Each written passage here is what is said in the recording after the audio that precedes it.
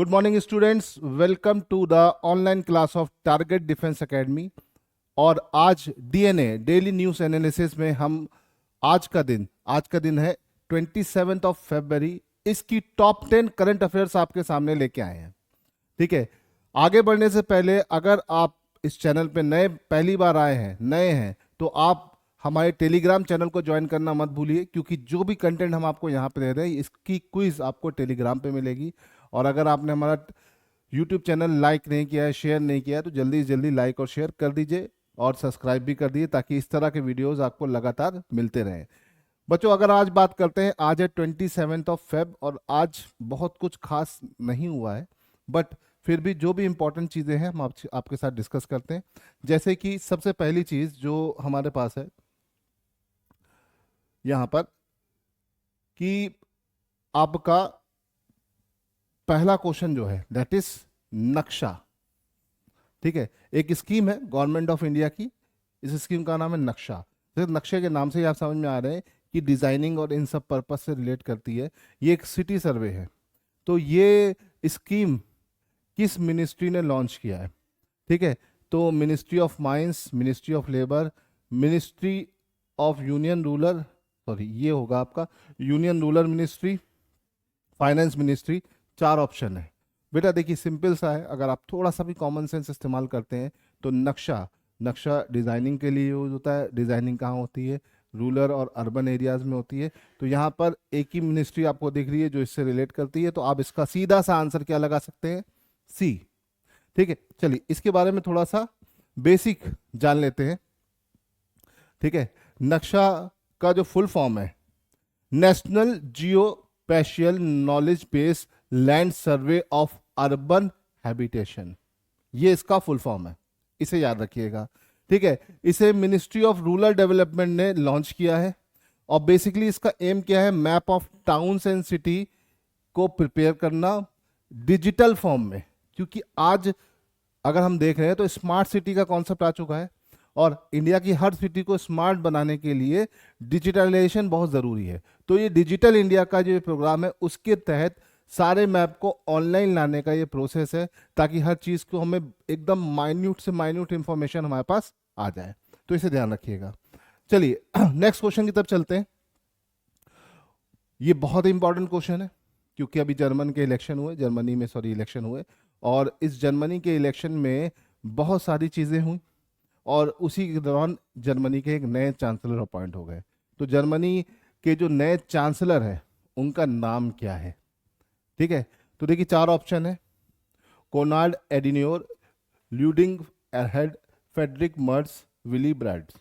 तो आपके पास चार ऑप्शन है बच्चों। अब इन चार में से एक सही है और वो है फेडरिक मर्स, है ना। इनका नाम याद करने के लिए आप कई तरीकों से याद रख सकते हैं। फेडरिक या एफएम, है ना, एफएम रेडियो आप सुनते हैं तो यहाँ से एफएम के फॉर्म में इन्हें शॉर्ट एब्रीविएशन में से याद रख सकते हो, क्योंकि थोड़े से कॉम्प्लिकेटेड जर्मन नेम थोड़े से कॉम्प्लिकेटेड होते हैं, तो इस वजह से आपको याद करने के लिए कोई ना कोई ट्रिक बनानी पड़ेगी, है ना। जैसे आप एफएम भी बना सकते हो और MERZ, तो मर्सिडीज का एक शॉर्ट फॉर्म बन रहा है, तो मर्सिडीज से मिलता जुलता ये वर्ड है, ये भी आप इसे यहाँ पर यूज कर सकते हो। ठीक है, ये इनकी फोटो है, आप देख सकते हो। ठीक है, फेडरिक मर्स की। ठीक है, फेडरिक मर्स से पहले जो जर्मनी के चांसलर थे ओलाफ स्कोल्स। ठीक है, बहुत लंबे टाइम के लिए नहीं, लेकिन एंजेला मार्कल 16 साल के लिए जर्मनी की चांसलर रही, जो कि एक रिकॉर्ड टेन्योर है, जो कि अब तक बहुत किसी भी फीमेल के लिए तो पॉसिबल ही नहीं है। तो एंजेला मार्कल का नाम आप जानते भी हैं, इनको अभी रिसेंटली कई सारे अवार्ड्स भी मिले हैं लास्ट ईयर, तो इसे ध्यान रखिएगा, है ना। जर्मनी की बात करें तो यूरोप का एक इंपॉर्टेंट कंट्री है हमारा जर्मनी। ठीक है, जर्मनी का कैपिटल बेटा बर्लिन है। क्या है? बर्लिन, है ना। मैप पर अगर आप देखेंगे तो जर्मनी देखिए कितने सारे कंट्रीज के साथ अपनी बाउंड्री बनाता है। इधर से शुरू करते हैं तो Switzerland, France, Luxembourg, Belgium, Netherland, Denmark, Poland, चेक रिपब्लिक, ऑस्ट्रिया। तो ये कुल मिलाकर अगर हम इसकी नंबरिंग करते हैं बेटा, तो नंबरिंग देखिए 1 2 3 4 5 6 7 8 9 डिफरेंट डिफरेंट नेशंस के साथ ये अपनी बाउंड्री शेयर कर रहा है। यूरोप का एक बहुत ही इंपॉर्टेंट कंट्री है आपका जर्मनी। जर्मनी का कैपिटल बर्लिन। अब जर्मनी की भी अपनी इतिहास है। अगर हम इसकी हिस्ट्री की बात करते हैं तो इसका यूनिफिकेशन रोमन एम्पायर से चला आ रहा है। जब रोमन एम्पायर हमारे पास था तो रोमन एम्पायर ने इस पे काफ़ी लंबे टाइम के लिए रूल किया। उसके बाद धीरे धीरे करके जर्मनी का राइज हुआ, है ना। जब रोमन एम्पायर के अंदर जर्मनी था तो ये फ्रांस वगैरह भी इसी के हिस्से में आते थे, लेकिन आज के टाइम में जर्मनी एक पर्टिकुलर कंट्री के फॉर्म में है। ठीक है, अगर हम जर्मनी का थोड़ा सा क्रोनोलॉजी समझे, हिस्टोरिकल क्रोनोलॉजी को समझे, तो वहाँ पर आपको यहाँ पर देखने को मिलेगा कि स्टार्टिंग में जर्मन के मतलब रोमन से जाने के बाद हमारा जो जर्मनी था उसका नाम था नॉर्थ जर्मन कॉन्फेडरेशन। ठीक है बच्चों, 1867 से 1871 तक ये रहा। और इसके जब का वो बात कर ले चांसलर की, तो ऑटो वॉन बिस्मार्क, बिस्मार्क का नाम आप लोगों ने सुना होगा। इनके नाम की कई कहावतें चलती है। Bismarck of India Sardar Patel है। यूनिफिकेशन के मामले में बहुत अच्छे थे और अच्छे रूलर थे, है ना। जर्मन एम्पायर फिर इसका नाम हुआ 1871 से 1980 तक ऑटो वॉन बिस्मार्क, तब भी इसके चांसलर रहे। आफ्टर दैट इसका नाम पड़ा वेमार रिपब्लिक 1918 से 1933 तक। थोड़ा सा इसमें कुछ कंट्रीज अलग हो गई और इसके तब चांसलर फेडरिक एल्बर्ट थे। आफ्टर दैट नाजी जर्मनी आया जिसके हेड थे एडोल्फ हिटलर, है ना, 1933 से 1945 के बीच में।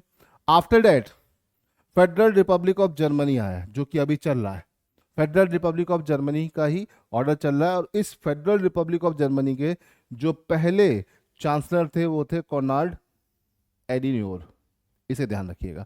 यहाँ पर जर्मनी का यूनिफिकेशन भी हो गया था। जर्मनी का यूनिफिकेशन बेटा कब हुआ था? 1990, है ना। यूनिफिकेशन ऑफ जर्मनी कब हुआ? 1990 में। तो ये कुछ पॉइंट्स हैं जो जर्मनी के बारे में आपको ध्यान रखने हैं, बिकॉज जर्मनी में अगर न्यू चांसलर आए हैं तो जर्मनी भी न्यूज़ में आया है और इसके आसपास की कंट्रीज भी न्यूज़ में आई हैं। तो इसके मैप से लेकर इसकी हर बेसिक डिटेल को आपको पता होना चाहिए।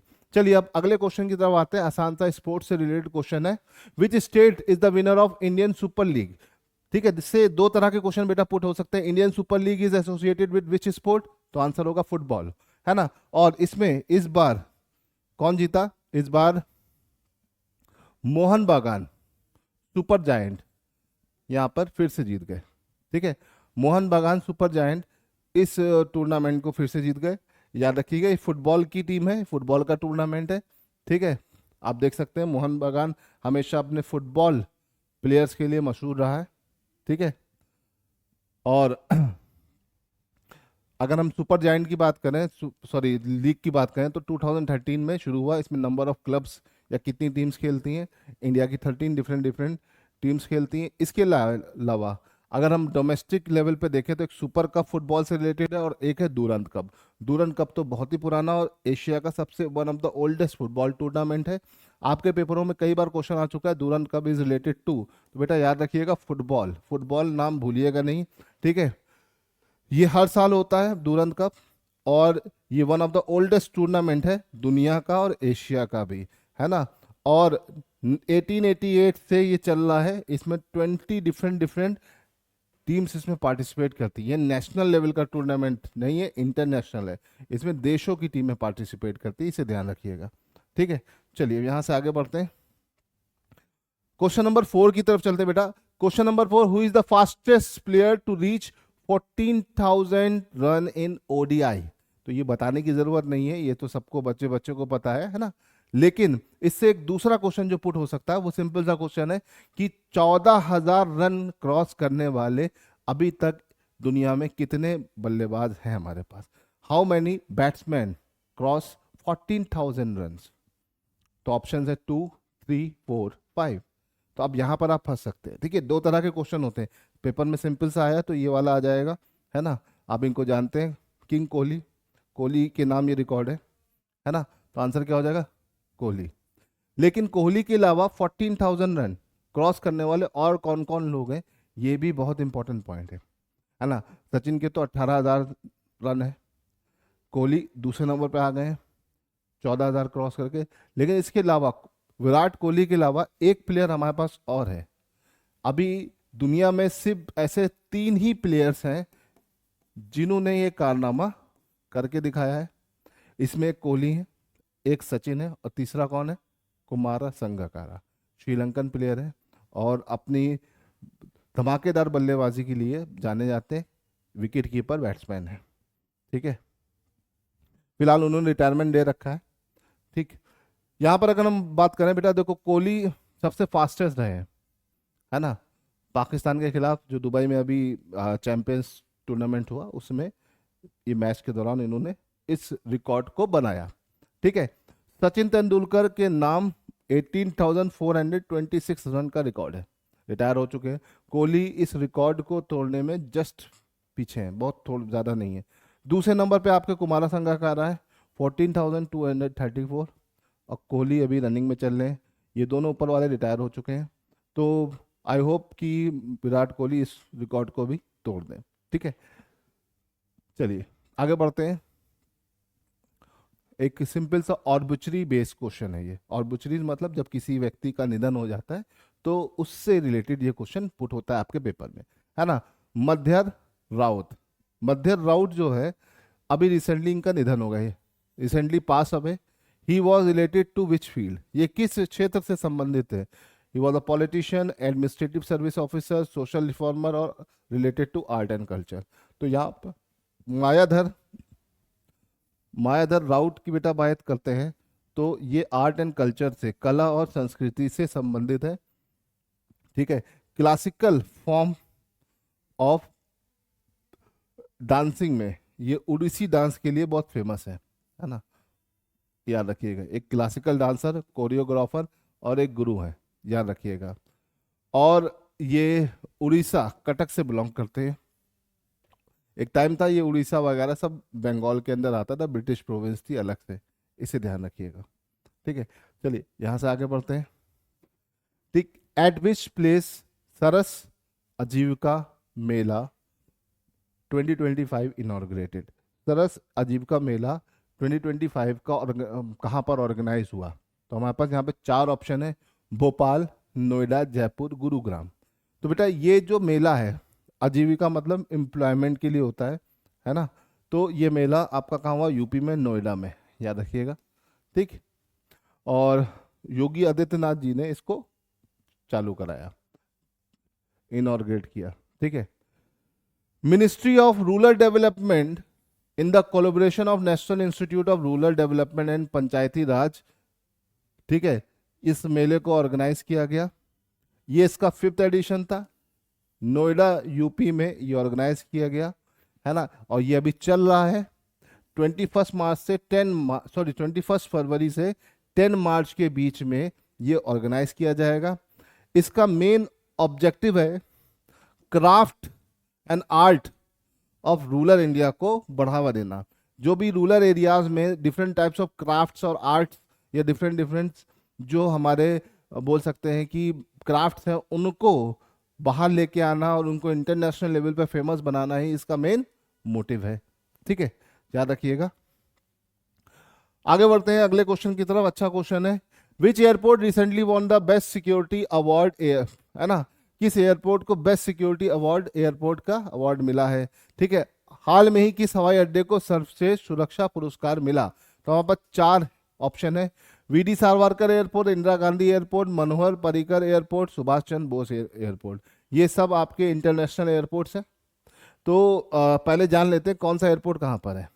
ठीक है, अगर हम यहाँ पे बात करते हैं तो वीडी सावरकर इंटरनेशनल एयरपोर्ट ये आपका अंडमान में है, अंडमान में।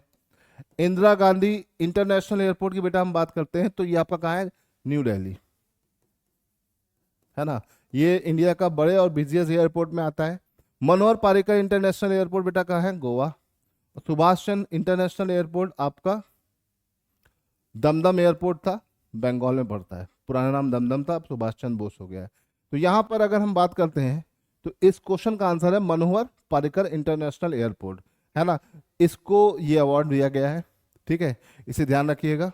वीडी सावरकर इंटरनेशनल एयरपोर्ट कई बार पूछा गया है, पेपरों में आया है।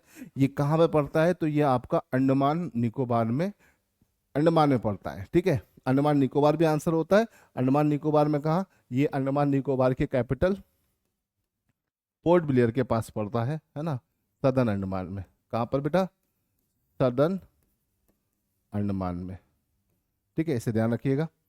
एयरपोर्ट्स की अगर हम बात करते हैं तो एयरपोर्ट्स में बहुत सारी चीज़ें हैं। फिलहाल ये एक इंपॉर्टेंट पॉइंट है, इसे ध्यान रखिएगा, ठीक है।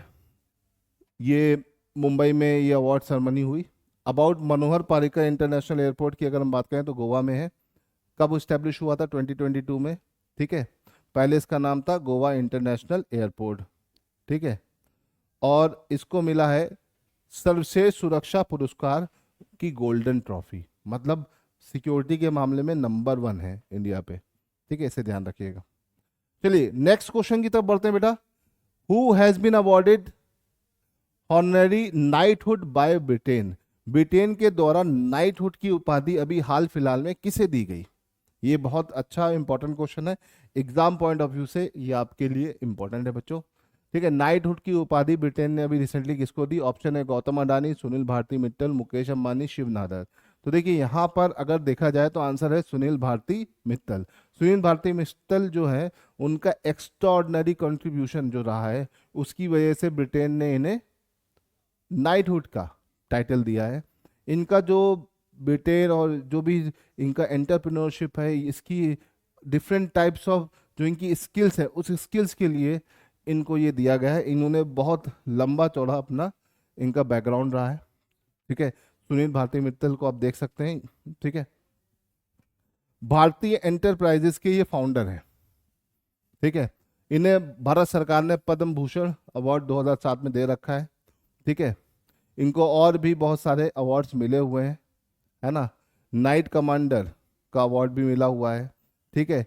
इनको जमशेद ईरानी अवार्ड, रतन टाटा अवार्ड, ठीक है, रविशंकर अवार्ड, ये सारे अवार्ड मिल चुके हैं। इसके अलावा किंग्स चार्ल्स इनको ये नाइटहुड का अवार्ड प्रदान करेंगे, इसे ध्यान रखिएगा। तो ये जो अवार्ड नाइटहुड का दिया जाएगा किंग्स चार्ल्स के द्वारा दिया जाएगा, ठीक। चलिए आगे बढ़ते हैं, क्वेश्चन नंबर 9 की तरफ आते हैं। अच्छा इंपॉर्टेंट क्वेश्चन है, ठीक है, कल की ही बात है। Recently Delhi assembly suspend dash AAP MLA on the basis of CAG report. तो देखिए यहाँ पे दो चीजें हैं, ठीक है। एक है आपका ये कैग, ठीक है, कैग, और दूसरा कितने नंबर्स ऑफ एमएलए सस्पेंड हुए हैं। तो देखिए नंबर्स ऑफ एमएलए जो यहाँ पे सस्पेंड हुए हैं उनके बारे में और कैग की रिपोर्ट के बारे में, इन दोनों पर हम चर्चा यहाँ पे इस क्वेश्चन में कर सकते हैं। देखिए नंबर ऑफ एमएलए तो आपके कितने बेटा? 12 है। कितने? 12। यहाँ पर 12 एमएलए को सस्पेंड किया गया है। हमारी जो फॉर्मर दिल्ली सीएम थी आतिशी, उनको भी इसके साथ सस्पेंड किया गया है, कई सारे एलिगेशंस और ये जो लिकोर का मामला था उसको लेकर, है ना। और कैग ने ये रिपोर्ट दी है, उस रिपोर्ट के बेसिस पर ये काम यहाँ पर हुआ है ना।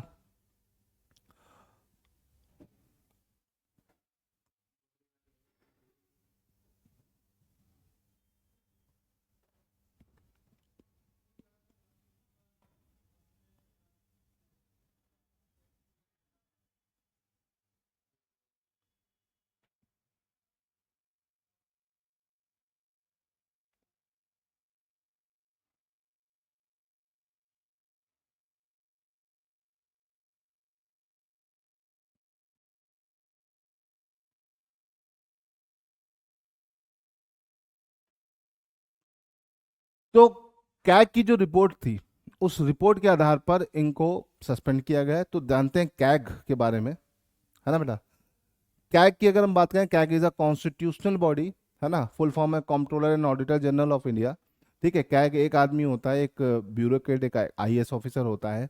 और हमारे कॉन्स्टिट्यूशन में इनके लिए एक आर्टिकल भी है, इनके लिए एक पूरा सेपरेट आर्टिकल हमारे कॉन्स्टिट्यूशन में मेंशन, दैट इज आर्टिकल 148, है ना। CAG was appointed by president and removed by parliament through impeachment like process। देखिए इम्पीचमेंट बेटा सिर्फ और सिर्फ भारत के राष्ट्रपति के खिलाफ होता है, बट इम्पीचमेंट लाइक प्रोसेस जो है, ठीक है, ये आपका कैग के लिए हो सकता है। कैग का जो टेन्योर होता है 6 इयर्स और अप टू 65 इयर्स, जो भी पहले हो जाए। हमारे जो करंट कैग हैं जो अभी रिसेंटली अपॉइंट हुए के संजय मूर्ति हमारे करंट कैग है।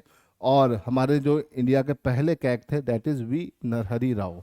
ठीक है, कैग बहुत ही पावरफुल व्यक्ति होता है। इसका काम क्या होता है, जो भी गवर्नमेंट, ठीक है, गवर्नमेंट्स को हम टैक्स देते हैं, टैक्स जो भी गवर्नमेंट हमसे वसूलती है उसी को ही देश में फिर से डिस्ट्रीब्यूट करती है डिफरेंट स्कीम्स के फॉर्म में। तो जो पैसा पब्लिक का गवर्नमेंट टैक्स के थ्रू लेती है वो प्रॉपर तरीके से यूटिलाइज हो रहा है कि नहीं हो रहा है, इसको रिव्यू करने का काम किसका है, कैग का। जितने भी गवर्नमेंट फंडिंग देती है, अलग अलग मिनिस्ट्री को देती है, पैसा देती है, वो पैसा किस तरह से यूटिलाइज हुआ है उसका अकाउंट रखना, चाहे वो सेंट्रल गवर्नमेंट हो चाहे स्टेट गवर्नमेंट हो, उस अकाउंट की ऑडिटिंग करना किसका काम होता है, कैग। जितने भी इंडिया में अभी तक घोटाले निकले हैं, वो जितने भी करप्शन के केसेस आए हैं बाहर, उनको फिगर आउट करने वाला एक ही व्यक्ति होता है, CAG, comptroller and auditor general of India. तो कैग इंडिया में सारे घोटालों को बाहर निकालने का मेन करता रहता है, चाहे वो 2G स्कैम हो, चाहे 3G स्कैम हो, चाहे कोलगेट स्कैम हो, चाहे आपका कॉमनवेल्थ स्कैम हो। जितने भी स्कैम अभी तक हुए उनको बाहर करने का काम बेटा किस कर रहा है, कैग का। इसे ध्यान रखिएगा। चलिए यहां से आगे बढ़ते हैं और लास्ट क्वेश्चन की तरफ चलते हैं, बहुत इंपॉर्टेंट है, साइंस और टेक से रिलेटेड क्वेश्चन है। ठीक है, which flame retardant chemical has been found in black plastic product as per recent study.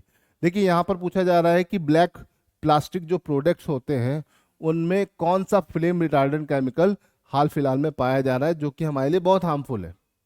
अब ब्लैक प्लास्टिक क्या होती है, रिसाइकिल की गई जो प्लास्टिक जो आपके घरों में इस्तेमाल होती है, जो पुराने कंप्यूटर हो गए, टीवी हो गए, या अलग अलग टाइप के जो प्लास्टिक के अप्लायंसेज होते हैं उनको रिसाइकिल करके जो प्लास्टिक जनरेट होती है that is called black plastic. और उस ब्लैक प्लास्टिक को फायर रेजिस्टेंट बनाने के लिए हम उसमें कुछ केमिकल्स मिलाते हैं जो कि उसको टॉक्सिक बना रहा है। और वो केमिकल कौन सा है वो पूछा जा रहा है, तो वो है BDE। BDE सही जवाब है।